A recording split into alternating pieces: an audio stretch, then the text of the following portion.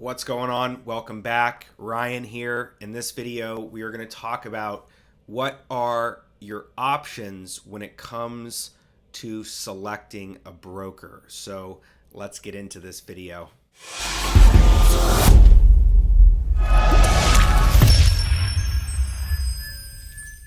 What's going on? Welcome back. Ryan here. All right, let's get into what your options are when it comes to selecting a broker. Now, before we get started, it's really important to understand that there's a lot of tools and websites and things that that you can tap into as an investor to really kind of understand all of the different things that are available to you, right? And to start, I got my browser loaded up here, and I just want to talk about some of these governing bodies that I think it's important to understand and know where you can find information and understand kind of who's in control of what. So this is the SEC's website, right? The U.S. Securities and Exchange Commission. There's a lot of information on here, and it's really important to know that you can always come here and look things up and just know that the SEC is a governing body that exists, okay? And now we have the FTC, which is the Federal Trade Commission. This can have to do with securities and different things, because if people are, illegally giving advice or they're saying things that aren't true, the FTC could be a governing body that you could get in trouble with. So important to understand, again, that the FTC exists and it has a website, and you can come here and look up anything that you want to know, okay? Next is the NFA. Now, the NFA is the National Futures Association. If you're trading futures or options with a broker or an entity, they have to be a member of the NFA. So the NFA is a really great website that you can use the basic portal, which we're going to do in a little bit, to look up people who are in the futures and the options world. And last but not least is the CFTC. This is another governing body. The CFTC kind of resides over the NFA, and the CFTC delegates a lot of services to the NFA. But again, this is another important entity, and it has a lot of good information here on its website. And coming along, this is the CME Group. I'm sure you've heard of that, right? The Chicago Mercantile Exchange. And there's a lot of information here, a lot of things with contract specifications, markets, and data. And again, I've brought up the Find a Broker directory. So moving on, I have a bunch of brokers loaded up here. So I'm sure you've heard of these, but we're just going to go through them real quick, and we're kind of talk about retail brokers, right? So here we have Robinhood. If you haven't heard of Robinhood, maybe you've been living under a rock. That's cool, but Robinhood is a fintech company. It's a broker, and there's been lots of controversy around them with GameStop and some of their practices and whatnot. But a lot of people are using this. I personally have never used it. I've seen people use it. I've looked at the interface, and I just don't think that it's a quality platform if you want to trade options at a high level. You really want to be able to have a solid option chain, and some of the things that I've seen with their practices of business and some of the things that they do, I would not recommend Robinhood. Okay, so moving along, here's TradeStation. TradeStation, I like TradeStation. I think that they have a lot of good things going on. Again, this is not investment or trading advice, right? I'm just giving you my own opinion. giving you your options and showing you that, look, there's a wide range of brokers. Again, you have all these governing bodies to have all this oversight, and it's just important to understand that there's a lot of brokers doing a lot of things, and you have a lot of options, right? So here's TD Ameritrade. Now, for this course, we're going to talk about it in another section, but I like TD Ameritrade. I think that their Thinkorswim platform is a good platform when you're first starting out. Not because they have superior execution, not because they're a superior platform, but because for free, you have a really easy way to paper trade. You have all of these tools, all of this information you can tap into to not only learn about options trading and investing, but to actually practice, right? To practice and to get comfortable working in a system like this, which, once you get comfortable with one of them, a lot of them will be similar.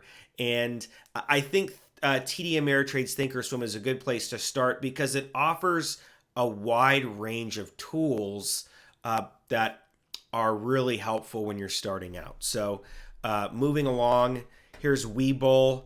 I have never used them, but again, you can see they have stocks, options, ETFs, and cryptos, IRAs, individual brokerage accounts, full extended hours.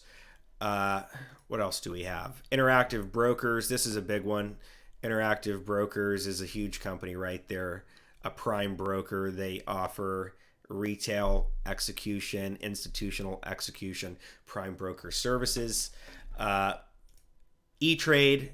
I've always heard a lot of good things about E-Trade.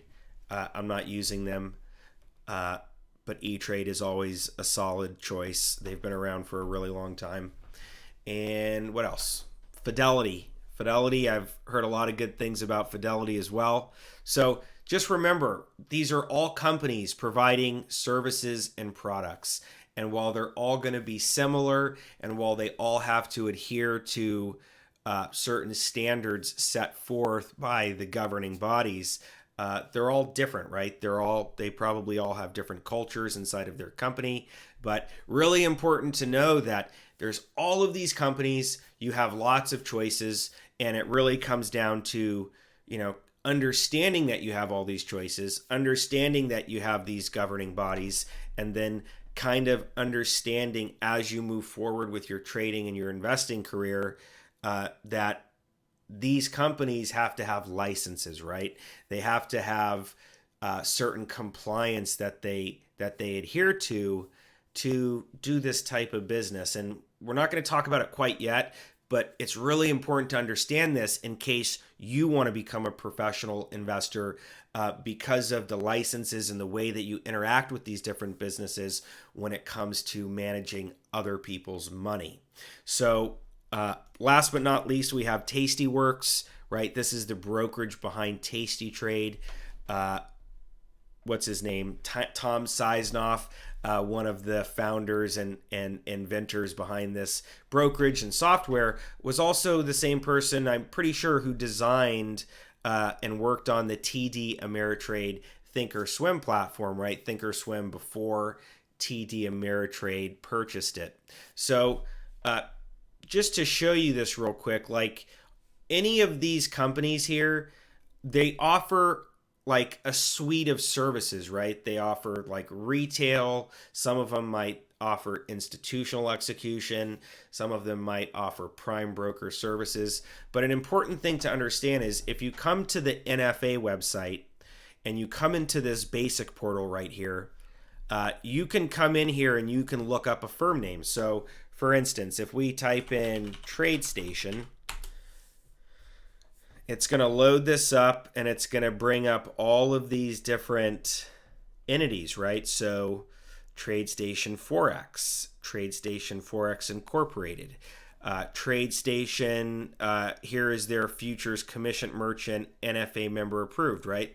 And it's important to understand that, when you're an investor, when you're trading, and when we understand, right, when we look at the market and we see all these people showing us their results, right? All these traders on Instagram and YouTube, and they're all showing you all these results and trying to get you stirred up with instant gratification and making money quickly. Just realize that not all results are the same, right? There's a difference between an actual track record where you have disclosure documents from, let's say, the NFA, or you're operating as a hedge fund and you're using exemptions or registration with the SEC.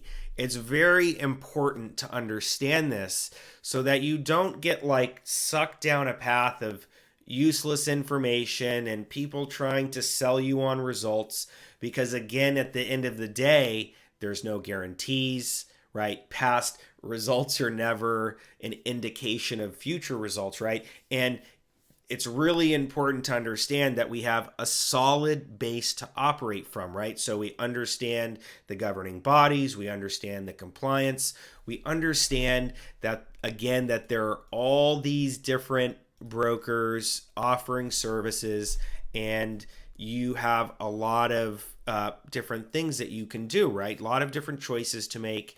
And that's the whole reason I'm sharing this with you and giving you this perspective, is because at the end of the day, I'm not trying to, keep you in my world. I'm not trying to control people. I'm trying to empower people by giving them all of the tools, all of the knowledge, all of the resources, all of the things that I've learned that have taken me a while and have had painful experiences of loss and irritation, and I'm trying to save you from all of that. So just know that we want to understand compliance, we want to understand these brokers, and we want to understand that we have lots of information, lots of different things that we can do. So I highly suggest that not only you look up the governing bodies, you go through, you read as much as you can, but you also look up these different brokers, right? Look up different banks and the services that they offer.